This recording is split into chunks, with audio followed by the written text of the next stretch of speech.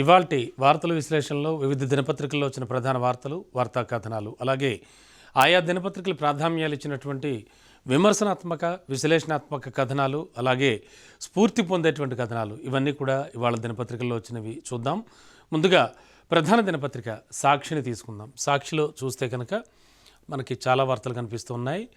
ఇషా సమ్రాట్ జోడీకి రజతం, ప్రపంచ ఛాంపియన్షిప్లో భారత్ షూటర్ల జోరు. షూటర్స్ ఎప్పటి నుంచో గగన్ నారంగ్ నుంచి చూస్తే కనుక షూటర్స్ అయితే మాత్రం తమ ప్రతిభను చాటుతూనే ఉన్నారు. దానికి సంబంధించిన వార్త. డీప్ ఫేక్ ఇప్పటి villain. Deep fake nudity apps ద్వారా స్త్రీలను భయపెట్టడం పెరిగింది అంటూ కూడా ఒక సర్వే రిపోర్ట్ తెలియజేస్తోంది. అంటే టెక్నాలజీ ఎంతవరకు ఉపయోగపడుతుందో తెలియదు, కానీ అంతకంటే వినాశనాన్ని సృష్టిస్తోందని చెప్పచ్చు. ఎందుకంటే ప్రతి ఒక్కరి చేతిలో మొబైల్ ఫోన్ ఉంటుంది. చాలా ఈజీగా అంటే ఎటువంటి వెబ్సైట్ అయినా యాక్సెస్ చేయడానికి వీలుంటుంది. ఈ నేపథ్యంలో దాదాపు ఆల్మోస్ట్ ఆల్ పిల్లలంతా కూడా మొబైల్ ఫోన్లకు అడిక్ట్ అయిపోయారు. And moreover deep fake అనేటువంటిది ఇప్పటి విలన్గా తయారైందంటూ కూడా ఇదొక ప్రధాన వార్త కనిపిస్తోంది. ఎస్, అమెరికా షట్డౌన్ ముగిసినట్టే. అమెరికా షట్డౌన్తో బాధపడుతోంది. చాలా రకాల ఆర్థిక అంశాలు ఇందులో ముడిపడి ఉన్నాయి. అండ్ మోరోవర్ అమెరికన్స్ అంతా కూడా చాలా బాధపడుతూ ఉన్నారు. మరి ఈ నేపథ్యంలో అమెరికా షట్డౌన్ ముగిసినట్టే అంటున్నాడు ట్రంప్. అమెరికా షట్డౌన్ ముగించి ప్రభుత్వ సేవలను మళ్ళీ ప్రారంభించడానికి వీలుగా సంబంధిత బిల్లును సెనెట్లో ఆమోదించారు. సో అమెరికన్స్ కొంచెం ఊపిరి పీల్చుకోవచ్చు. అంతేకాదు ట్రంప్ కేవలం అమెరికన్స్నే కాకుండా దాదాపుగా చూస్తే కనుక ఎంత అంటే ప్రపంచవ్యాప్తంగా ఉన్న ప్రజల్ని, మరి ముఖ్యంగా ఇండియన్స్ అంటే మాత్రం చాలా చాలా దారుణంగా తయారయ్యాడు. అనేక ఇబ్బందులకు గురి చేస్తున్నాడు. H1B వీసాల దగ్గర నుంచి చూస్తే కనుక ఇంకా డేవిడ్ సలాయ్కు బుకర్ ప్రైజ్. సామాన్యుడి జీవనాన్ని వర్ణిస్తూ నవలను రచించిన హంగరీ, బ్రిటన్ రచయిత డేవిడ్ సలాయ్ను బుకర్ ప్రైజ్ వరించింది. తెలుసు కదా, బుకర్ ప్రైజ్ సాహితీ ప్రపంచంలో ఒక అద్భుతమైనటువంటి ప్రైజ్ అండ్ ప్రతిష్టాత్మక ప్రైజ్. ఆ బుకర్ ప్రైజ్ వచ్చింది ప్రస్తుతానికి ఆయన రాసినటువంటి ఈ ఫ్లెష్ అనేటువంటి నవలకు సంబంధించి. అండ్ మరో ప్రధాన వార్త చూద్దాం. సురేంద్ర కోహ్లీ నిర్దోషి. సంచలనం సృష్టించిన నిఠారి వరుస హత్యల కేసులో గతంలో దోషిగా తేల్చిన సురేంద్ర కోహ్లీని సుప్రీంకోర్టు ఇప్పుడు నిర్దోషిగా ప్రకటించిందంటూ మిగతా వివరాలన్నీ కూడా పేజ్ నెంబర్ 6లో కూడా ఉన్నాయని తెలియజేస్తోంది. అండ్ ఇంకా మరిన్ని ప్రధాన వార్తలు చూస్తే కనుక పాకిస్తాన్ మళ్ళీ రక్తసిక్తం. పాకిస్తాన్ మరోసారి రక్తం ఓడింది. రాజధాని ఇస్లామాబాద్లో మంగళవారం జరిగిన ఆత్మహత్య దాడిలో 12 మంది మృతి చెందారు. షరా మామూలే అండ్ క్వైట్ కామన్ పాకిస్తాన్లో ఇలాంటివి జరగడం. అండ్ మోరోవర్ ఇంకా మరో ప్రధాన వార్త చూద్దాం. మనకైతే తెలుసు, దేశం అంతా ఒక్కసారి ఉలిక్కి పడినటువంటి వార్త ఏదైతే ఉందో ఢిల్లీలో పేలుడు. దానికి సంబంధించి ఢిల్లీలో సోమవారం రాత్రి పేలుడు కారులో అనుమానితుడు డాక్టర్ ఉమర్ నబీ సీసీటీవీ ఫుటేజ్లో దొరికినటువంటి ఆధారం అంటున్నారు. డాక్టర్ షాహీన్ అంటూ కూడా అనుమానితుల పేర్లు. ఆత్మాహుతి దాడైన ఎర్రకోట ఘటనలో కారు పేలుడుపై భిన్నాభిప్రాయాలు. విస్ఫోటక అమ్మోనియం నైట్రేట్ను ఉగ్రవాది తరలిస్తూ ఉండగా ఒత్తిడితో పేలు ఉండొచ్చు అని చెప్తున్నటువంటి అధికారులు. అంటే ప్లాన్డ్గా చేసింది కాదు, ఇది వాళ్ళు తరలిస్తుండగా అనుకోకుండా పేలింది అనేటువంటిది మాత్రం ఒక ప్రస్తుతానికి నిర్ధారణకు వస్తున్నారు. అది కన్ఫర్మ్ కాదు. బట్ అసలు అంత ప్రాణాంతకమైనటువంటి ఆ అమోనియం నైట్రేట్ దీన్ని అసలు తరలించడం ఎందుకు అంటే ఎక్కడో సమ్వేర్ వాళ్ళు కుట్రకైతే పథకం పన్నారు, దానికి తరలిస్తుండగా మధ్యలోనే పేలిందేమో అనేటువంటి సందేహాలు. అండ్ విస్ఫోటక ఈ అమ్మోనియానికి సంబంధించి కారులో డాక్టర్ ఉమర్ నబీ ఉన్నట్టుగా ప్రాథమికంగా నిర్ధారణ జరిగిందంటున్నారు. అండ్ పేలుడుకు 3 గంటల ముందే అక్కడ తిష్టవేసిన కారు 1000 కిలోల పేలుడు పదార్థాల స్వాధీనం ఘటనతో కారు బాంబు ఘటనకు లింక్ ఉందంటున్నారు. అండ్ కేసు దర్యాప్తును NIAకు అప్పగించిన కేంద్ర హోంశాఖ. అరెస్టైన వైద్యురాలు షాహీన్ సారథ్యంలో జైషే మహిళా ఉగ్ర విభాగం దర్యాప్తును ముమ్మరం చేసిన అధికారులు 12కు పెరిగిన మృతుల సంఖ్య అంటూ కూడా ప్రధాన వార్త తెలియజేస్తోంది. అండ్ మరో ప్రధాన వార్త, మీరెందుకు ప్రచారం చేశారు. ఆన్లైన్ బెట్టింగ్ యాప్ల ప్రమోషన్లపై ఏర్పాటైన CID సిట్ మంగళవారం హీరో విజయ్ దేవరకొండ విచారించింది. బెట్టింగ్ యాప్ల తరపున అసలు మీరెందుకు ప్రచారం చేశారంటూ క్వశ్చన్ చేసింది. గజం 3.40 లక్షలు ఎక్కడ?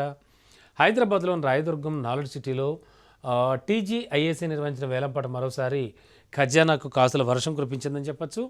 అండ్ సోమవారం సుమారు ఎకరం స్థలానికి వేలం వేయగా ఒక్కో చదరపు గజం 3.40 లక్షలు పెరిగింది. అంటే ఆలోచించండి ఏ స్థాయిలో భూమి వచ్చిందో. అండ్ లింగాపూర్లో 8.7 డిగ్రీల సెల్సియస్. రాష్ట్ర వ్యాప్తంగా కూడా చలిగాలులు పెరిగాయి. అంటే తెలుగు రాష్ట్రాల వ్యాప్తంగా కావచ్చు, దేశవ్యాప్తంగా కావచ్చు. ఈ చలిగాలులు పెరిగిన నేపథ్యంలో ప్రస్తుతానికి తెలంగాణలో అత్యల్ప ఉష్ణోగ్రతలు నమోదవుతున్నాయి. కుమ్రం భీం ఆసిఫాబాద్ జిల్లా లింగాపూర్లో అత్యల్పంగా 8.7 డిగ్రీల సెల్సియస్ ఉష్ణోగ్రత నమోదైంది. వచ్చే వారం నుంచి ఉష్ణోగ్రతలు మరింత క్షీణిస్తాయని కూడా వాతావరణ శాఖ తెలియజేస్తుందంటూ మనకి ఈ ప్రధాన వార్త. ఎస్, మనీ లేదు మట్టిపోద్దాం. ఇటీవల వానలకు రాష్ట్రంలో మరింత తీవ్రంగా దెబ్బతిన్న రోడ్లు. మట్టిపోసి తాత్కాలిక మరమ్మతులు చేసిన రాష్ట్ర ప్రభుత్వం. కేంద్ర ప్రభుత్వం నుంచి నిధుల కోసం ఎదురుచూపు. 1600 కోట్ల అవసరం అంచనా రాష్ట్ర నివేదికలపై స్పందించని కేంద్రం. కేంద్రం ఎందుకు స్పందించదు? జనరల్గా కూటమి ప్రభుత్వమే అధికారంలో ఉంది ఏపీలో. సో కేంద్రం స్పందించకపోవడం ఏంటి? బట్ కొద్దిగా లేట్ అవుతున్నట్టుంది. బట్ దానికి సంబంధించి ఇదొక విమర్శనాత్మక కథనంగా కూడా చూడొచ్చు మనం. ఎస్, అంటే ప్రస్తుతానికి మట్టిపోద్దాం అని గవర్నమెంట్ అనుకుంది, కూటమి ప్రభుత్వం. కానీ వీళ్ళు రాసింది ఏమిటి? మనీ లేదు మట్టిపోద్దాం. అంటే ఏదో ఒకటైతే పని నడుస్తుంది కదా అని ప్రభుత్వం ఆలోచిస్తోంది. బట్ దాన్ని విమర్శనాత్మకంగా చెప్తున్నారు వీళ్ళు. బట్ ఆ తర్వాత కేంద్రం నుంచి నిధులు వచ్చాక ఆబ్వియస్లీ మిగతా రోడ్స్ అన్నీ కూడా ఫుల్ఫిల్ చేయొచ్చు. ఎస్, అంతేకాదు ముఖ్యంగా చూస్తే కనుక మొత్తానికి కేంద్రం కోసం ఎదురు చూపులు అంటే ఆల్మోస్ట్ ఆల్ ప్రతి రాష్ట్రం కూడా ఎదురు చూడాల్సిందే. కేంద్రం ఇచ్చేటువంటి నిధుల కోసం, గ్రాంట్స్ కోసం. ఓకే, వాటి కొన్ని ప్రొసీజర్స్ ఉంటాయి, అది కూడా వీరికి తెలియంది కాదు. ఓకే, బీహార్ పీఠంపై మళ్ళీ ఎన్డీఏ. మహాగఠబంధన్కు మరోసారి నిరాశే. ప్రశాంత్ కిషోర్ పార్టీకి ఘోర పరాభవం. అండ్ ఎగ్జిట్ పోల్స్ ఫలితాల్లో వెల్లడి. నిన్న ఎగ్జిట్ పోల్స్ వచ్చాయి. అఫ్ కోర్స్ జూబ్లీ హిల్స్ బైపోల్కి సంబంధించి కూడా అది కూడా వచ్చింది. అండ్ దానికి సంబంధించి అందశ్రీకి పద్మశ్రీ ఇవ్వాలని కేంద్రాన్ని కోరుతాం. తాజాగా మరోసారి లేఖ రాస్తూ ఉంటూ సీఎం రేవంత్ రెడ్డి ఆయన స్వయాన ప్రముఖ కవి అయినటువంటి తెలంగాణ మట్టి కవి ఆయన చాలా గొప్ప వ్యక్తి మరణం. నిజంగా తెలంగాణ సాహితీలోకం కావచ్చు, యావత్ సాహితీలోకం కూడా జీర్ణించుకోలేకపోయినటువంటి వార్త అందశ్రీ మరణం. అసలు అత్యద్భుతమైనటువంటి తెలంగాణ గీతాన్ని, అంటే దాన్ని ఒక తెలంగాణ జాతి గీతంగా కూడా అనుకుని రాయించారు. చాలా అద్భుతంగా రాశారు ఆయన. అండ్ జయ జయ హే తెలంగాణ అంటూ సాగేటువంటి ఆ గీతం. మరి అటువంటి అద్భుతమైనటువంటి సాహితీకారుడికి నిజంగా ఆయన ఏం చదువుకోలేదు, చదువుకోపోయినా ఎన్నో ఉన్నత శిఖరాలకు చేరుకుని, అంటే అసుకవిత్వం అంటారు, మనం వింటూ ఉంటాం. అలా ఉండగా, అలా చూస్తుండగా, మాట్లాడుతుండగా కవిత్వం పొంగి పొర్లుతూ ఉంటుంది. అటువంటి మహానుభావుడు అందశ్రీ. మరి అందశ్రీ గారికి అందరూ కూడా నివాళులు అర్పించారు. అండ్ మోరోవర్ ముఖ్యంగా మనం ఇక్కడ తెలంగాణ సీఎం రేవంత్ రెడ్డి గారి గురించి మాట్లాడుకోవచ్చు. పాడే మోశారు. ఇంకంతకంట ఒక కవికి అర్పించేటువంటి నివాళులు ఏముంటాయి? Really heads off to CM Revanth Reddy గారు.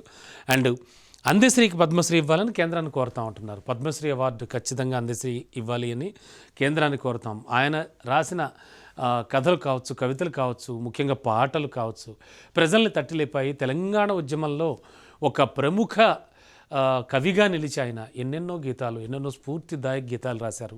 మరి అటువంటి అందశ్రీకి పద్మశ్రీ ఇవ్వాలని కేంద్రాన్ని కోరుతా ఉండడంలో ఎటువంటి తప్పు లేదు. ఖచ్చితంగా ఆయనకి రావాలి కూడా, మనం కూడా కోరుకుందాం. ఎస్, అండ్ బీహార్లో 69% ఓటింగ్, ముగిసిన 2వ విడత పోలింగ్.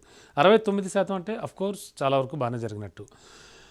తొలి దశను మించి ఓటేసిన జనం. కిషన్గంజ్లో అత్యధికంగా 76.26, నవాడాలో అత్యల్పంగా 57.31%. ఓకే, అండ్ మరో ప్రధాన వార్త. ఏడాదిలో 85 గంటలు హైదరాబాద్లో ఒక్కో ప్రయాణికుడు ట్రాఫిక్లో గడిపే సమయం. చాలా అద్భుతమైన కథనంగా చెప్పచ్చు. ఎందుకంటే విమర్శనాత్మక, విశ్లేషణాత్మక కథనం. ఎస్, 10 కిలోమీటర్ల దూరానికి పట్టే సమయం 31.30 నిమిషాలు. చూసారా, హైదరాబాద్లో ట్రాఫిక్ ఏ స్థాయిలో పెరుగుతోంది అంటే ఈ స్థాయిలో. అంటే ఒక రకంగా చెప్పాలంటే కనుక బెంగళూరుని తలదన్నేస్తుంది ఆ ఫ్యూచర్లో. మామూలుగా బెంగళూరు జీవనం గురించి మన మిత్రులు కానీ, మన బంధువులు కానీ, మన తెలుసున్న సన్నిహితులు కానీ చెప్తూ ఉంటారు. చాలా నరకం. ఇన్ఫ్యాక్ట్ నేను కూడా చాలాసార్లు బెంగళూరు వెళ్ళాను, అక్కడ రిలేటివ్స్ ఉండడం వల్ల. సో ఒక 2 కిలోమీటర్ల ప్రయాణానికి దాదాపు అక్కడ చాలా సమయం పట్టేస్తూ ఉంటుంది. అంటే విపరీతమైనటువంటి ట్రాఫిక్. ఆ ట్రాఫిక్ వల్ల అనేక మంది అనేక అవకాశాలు కోల్పోతున్నారు. అండ్ బస్సులు మిస్ అయిపోవడం, ట్రైన్స్ మిస్ అయిపోవడం, ఫ్లైట్లు మిస్ అయిపోవడం, ఇలా జరుగుతూనే ఉంటుంది. క్వైట్ కామన్ అయిపోయింది బెంగళూరులో. మరి అటువంటి బెంగళూరుని తలదని హైదరాబాద్ కానుందా? ఇదొక చాలా మంచి కథనంగా చెప్పచ్చు. సాక్షిలో వచ్చిన అద్భుతమైన కథనం. ఖచ్చితంగా 10 కిలోమీటర్ల దూరాన్ని పట్టే సమయం 31 నిమిషాలు 30 సెకండ్లు. అంటే ఆలోచించండి, అరగంట పైబడి కేవలం 10 కిలోమీటర్ల దూరానికి పడుతోంది. హైదరాబాద్ రోడ్స్ చాలా విశాలంగా ఉంటాయి. కోర్స్ చాలా ప్లాండ్ సిటీ, ఒక రకంగా ఓల్డ్ సిటీ. అంటే అటు తార్నాక నుంచి మొదలు పెడితే కనుక అటువైపు అంత విశాలంగా లేకపోయినా డెవలప్ అయినటువంటి ఇటు కోర్స్ అమీర్పేట కావచ్చు, పంజగుట్ట కావచ్చు, ఓల్డ్ సిటీ లాగే ఆలోచించవచ్చు మనం. కానీ అటు నుంచి డెవలప్ అయినవి ఆయా రోడ్స్, అంటే సికింద్రాబాద్ నుంచి చూస్తే కనుక మొత్తం ఫ్లైఓవర్ల మీదుగా అమీర్పేట వచ్చే వరకు కూడా రోడ్స్ అన్నీ చాలా విశాలంగా ఉంటాయి.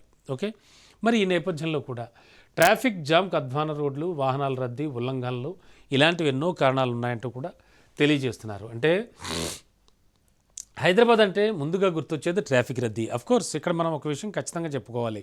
గతంలో హైదరాబాద్ అంటే నీళ్ల గురించి మాట్లాడుకునేవారు. అంటే మనం 80స్లో వచ్చిన మూవీస్లో కానీ 80s నుంచి ఉన్న మన పెద్దవాళ్ళని కానీ ఎవరినైనా అడిగితే హైదరాబాద్ అంటే ఏంటో చెప్తారు. హైదరాబాద్లో నీళ్ళకి చాలా ఇబ్బంది పడుతూ ఉంటారు, చాలా ఇబ్బంది పడేవారు. హైదరాబాద్ వెళ్తున్నావా, అయితే ఓ బిందె నీళ్ళు పట్టుకెళ్ళు లాంటి జోకులు కూడా చూసాం మనం.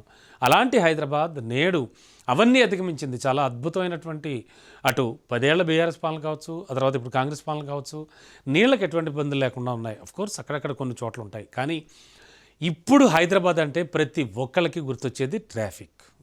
అలా అయిపోయింది సిచ్యువేషన్. దానికి సంబంధించి కథనం చూడొచ్చు మనం. అండ్ యాజమాన్య కోటాకు ఆన్లైన్ అంటూ మరో ప్రధాన వార్త వచ్చింది. ఇలా సాక్షి దినపత్రికలో వచ్చినటువంటి ప్రధాన వార్తా కథనాలు ఈ విధంగా చూడొచ్చు.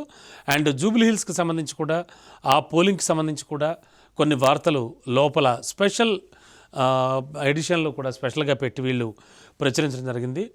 అండ్ ఓవరాల్గా చూస్తే కనుక వచ్చిన సాక్షి దినపత్రికలో వచ్చిన వార్తలకి ఇప్పుడు నమస్తే తెలంగాణ చూద్దాం. నమస్తే తెలంగాణలో వచ్చిన ప్రధాన వార్తలు.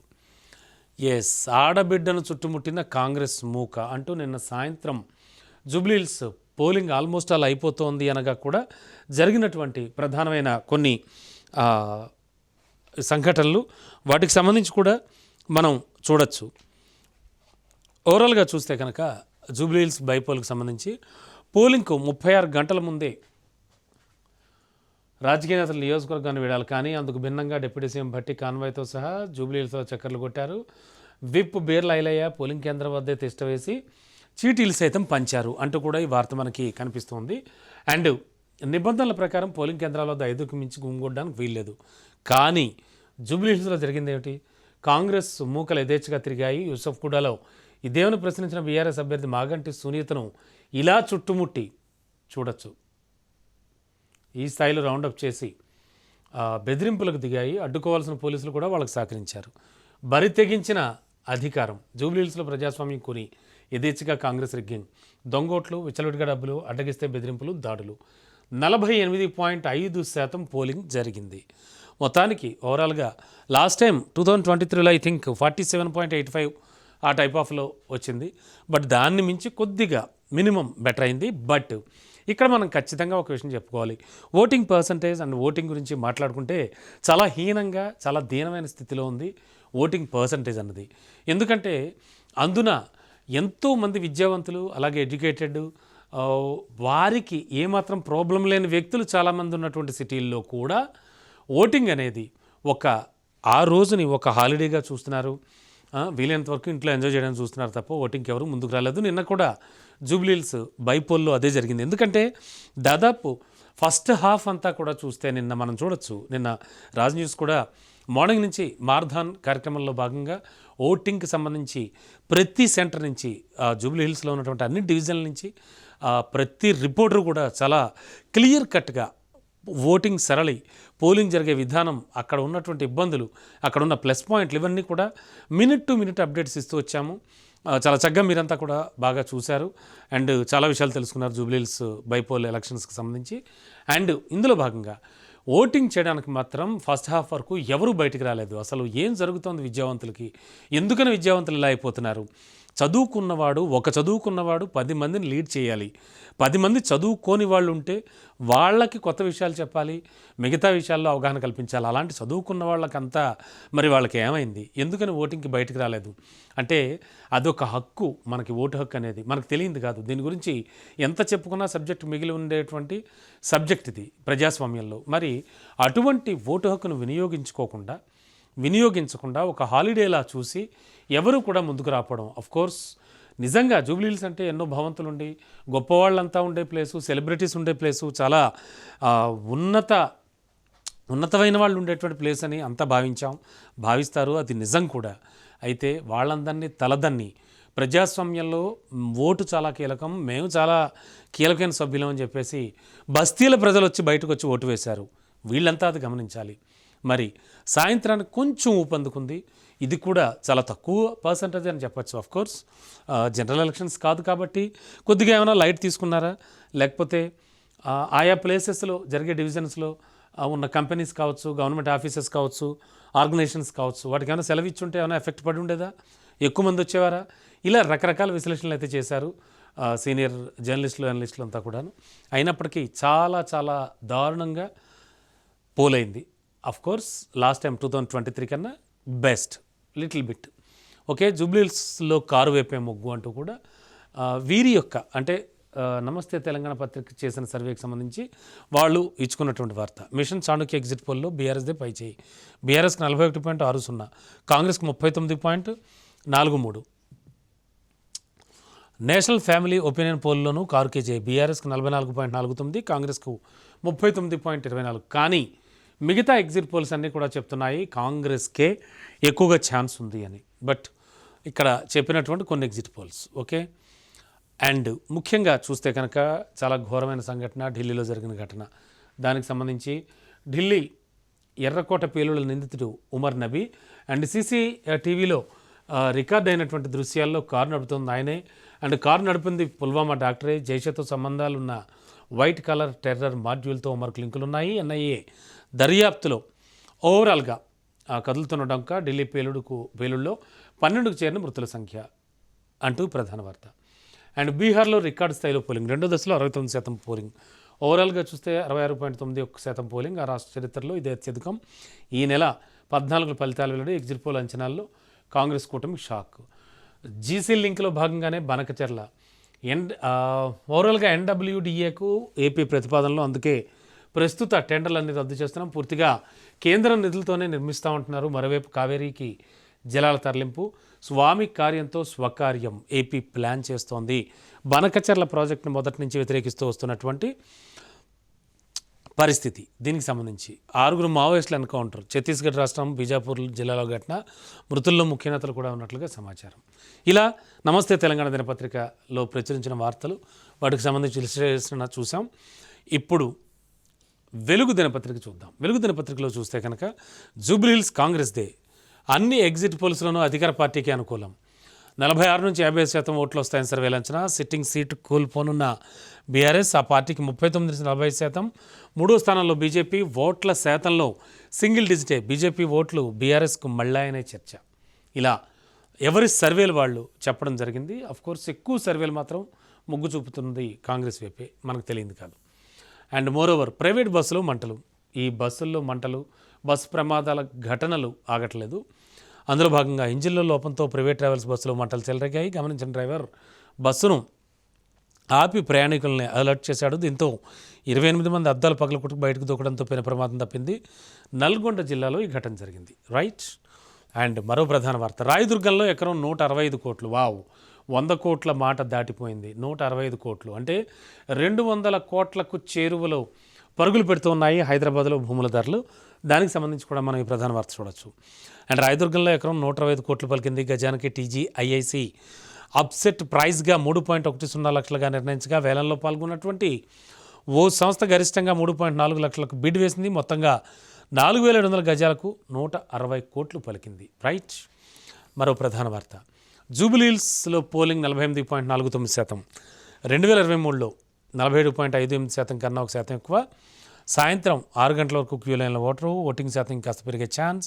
ఎంత అవగాహన కల్పించినా కదలని ఓటర్లు, మనం ఇంతకుముందు చెప్పుకున్న విషయం. అండ్ చిన్న చిన్న ఘటనలు మినహా పోలింగ్ అయితే మాత్రం ప్రశాంతంగా జరిగింది. ఇక కాంగ్రెస్ పార్టీ గెలుపుకు సంబంధించి కూడా వచ్చింది. ఇంజనీరింగ్ మేనేజ్మెంట్ సీట్ల భర్తీ ఇక ఆన్లైన్లోనే అంటున్నారు. అండ్ రాష్ట్ర సర్కార్ నిర్ణయించింది వచ్చేడాది నుంచి అమలుకు వచ్చిన డొనేషన్ల దందాకు చెక్ పెడతామని ఇటీవల సీఎం ప్రకటన. అందుకు తగ్గట్టుగానే హైయర్ ఎడ్యుకేషన్ కౌన్సిల్ కసరత్తు. ఇది రాష్ట్రాల్లో బీ కేటగిరీలో సీట్ల భర్తీ తీరుపై ఆరా. ఇక్కడ ఈ విషయం గురించి కూడా కాస్త మనం ఎక్కువ మాట్లాడుకోవాలి. ఎందుకంటే మేనేజ్మెంట్ సీట్ల పేరుతో దోచేస్తున్న ఇంజనీరింగ్ కాలేజీలు అన్డౌటెడ్లీ అది అందరికీ తెలుసు. ఎందుకంటే లక్షలు లక్షలు పోసి కొనుక్కోవాల్సి వస్తుంది. సగటు మధ్యతరగతి వాళ్ళు కూడా ఎన్నో అప్పులు చేసి మరి వాళ్ళ పిల్లల్ని ఇంజనీరింగ్ చదివించుకోవాలనే కలను ఆ దారుణమైనటువంటి విషయంతో వాళ్ళు నెరవేర్చుకుంటున్నారు. అయితే మొత్తానికి సీఎం అయితే డొనేషన్లు దందాకు చెక్ పెడతామని చెప్పారు. దాని ప్రకారంగా చేయబోతున్నారు. చూద్దాం, మంచి జరగాలి. అండ్ ఢిల్లీ పేలుడు వెనుక జైషే, దాడికి అమ్మోనియా నైట్రేట్ వాడకం, డిటోనేటర్ల సహాయంతో పేలుడు, ఇలా సూసైడ్ అటాకర్ డాక్టర్ ఉమర్గా గుర్తింపు. అండ్ దానికి సంబంధించి కూడా కారు డ్రైవ్ చేస్తే ఎర్రకోట వద్దకు సీసీటీవీ ఫుటేజ్ ఆధారంగా ట్రేస్ చేశారు అధికారులు. ఫరీదాబాద్లో అనుచరులు పట్టుబడడంతో బయటపడిన ఉమర్ ఫోన్ ఆఫ్ చేసి 3 రోజులైంది. Under ground. ఈ క్రమంలోనే ఎర్రకోట వద్ద ఆత్మాహుతి దాడి జరిగింది. పుల్వామాలో ఉమర్ ఫ్యామిలీ అరెస్ట్, విచారణ, కేసు దర్యాప్తు ఎన్ఐఏకి అప్పగింత అంటూ కూడా ఈ ప్రధాన వార్త చూడొచ్చు. ఎస్, రాష్ట్ర వ్యాప్తంగా చలిగాలులు విపరీతంగా వేస్తాయని గత 2 రోజుల క్రితమే వాతావరణ శాఖ వెల్లడించింది. తెలంగాణ రాష్ట్ర వ్యాప్తంగా, అఫ్కోర్స్ తెలుగు రాష్ట్రాలే కాకుండా ఇండియా మొత్తం, భారతదేశం మొత్తం చలిగాలుల తీవ్రత నానాటికి పెరుగుతూ వస్తోంది. నవంబర్ ఎండింగ్ వద్దకు, అఫ్కోర్స్ నవంబర్ మిడ్లో ఉన్నాం మనం, అండ్ నవంబర్ ఎండింగ్లో మరింత చలిగాలు పెరిగే అవకాశం ఉందని, మరో 12 నుంచి 15 రోజుల పాటు చాలా విపరీతంగా చలిగాలులు ఉంటాయని కూడా వాతావరణ శాఖ వెల్లడించింది. అందులో భాగంగానే ఆసిఫాబాద్ జిల్లాలో 8.8 డిగ్రీలు రోజు రోజుకి పడిపోతున్న టెంపరేచర్లు, అన్ని జిల్లాల్లో 15 లోపే ఉష్ణోగ్రతలు అంటూ కూడా ప్రధాన వార్త. బీజాపూర్లో ఎన్కౌంటర్, 6 మావోయిస్టుల మృతి, దాదాపు 4 గంటల పాటు కాల్పులు జరిగాయి. ఆయుధాలు, పేలుడు పదార్థాల స్వాధీనం, మృతుల్లో మోస్ట్ వాంటెడ్ మావోయిస్ట్ పాపారావు భార్య ఊర్మిళ. అండ్ మావోయిస్టులు లొంగిపోవాలని Chhattisgarh deputy CM Vijay Sharma already పిలుపునిచ్చారు. అఫ్కోర్స్ మొన్నటి నుంచి ఆపరేషన్ కగార్ అయితే నడుస్తుంది, మనకు తెలుసు. దానికి సంబంధించి ఈ ప్రధాన వార్త కూడా మనకి తెలుస్తోంది. ఇక దెబ్బతిన్న ప్రతి ఇంటికి కూడా 15,000 ఇస్తూ ఉంటున్నారు. ఎక్కడ ఏమిటి? మొంథా తుఫాన్ బాధిత ఫ్యామిలీలకు 12.99 కోట్లు రిలీజ్. 15 జిల్లాల్లో పాక్షికంగా దెబ్బతిన్న 8,662 ఇళ్లకు తక్షణ సాయం. అలాగే నిధులు విడుదల చేస్తూ సర్కార్ అయితే ఉత్తర్వులు జారీ చేసిందంటూ ఈ ప్రధాన వార్త మనకి తెలియజేస్తోంది. ఓవరాల్గా చూస్తే ఎన్డీఏ వైపే బీహార్ కూడా మొగ్గు చూపుతోందంటూ ఈ వార్త. అధికార కూటమికే జనం మళ్ళీ పట్టం కట్టారంటున్న ఎగ్జిట్ పోల్స్. నేను ఎగ్జిట్ పోల్స్ వచ్చాయి, ఇటు జూబ్లీ హిల్స్కి సంబంధించి కావచ్చు, అటు బీహార్కి సంబంధించి కావచ్చు. ఎన్డీఏ ఈజీగానే మ్యాజిక్ ఫిగర్ 122 సీట్లు దాటే ఛాన్స్ అంటూ, ప్రతిపక్ష మహాగఠబంధన్కు మరోసారి నిరాశే, 100 సీట్లకు అటు ఇటుగానే రావచ్చు అంటూ అంచనా అంటూ కూడా ఈ ప్రధాన వార్త. అంత్యశ్రీకి కన్నీటి వీడ్కోలు పలుకుతూ తెలంగాణ సీఎం రేవంత్ రెడ్డి ఆయనపై ఉన్నటువంటి అభిమానాన్ని చాటుకున్నారు, పాడి మోశారు. నిజంగా చాలా మంచి విషయం.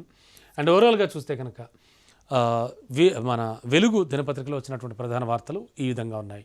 మొత్తానికి ఓవరాల్గా ఈ దినపత్రికలు ప్రచురించినటువంటి ప్రధాన వార్తలు, వార్తా కథనాలు, బ్యాన్ ఐటమ్స్, హెడింగ్ ఐటమ్స్, ఆయా దినపత్రికలు ప్రాధాన్యం ఇచ్చిన వార్తలు ఇప్పటివరకు చూసాం.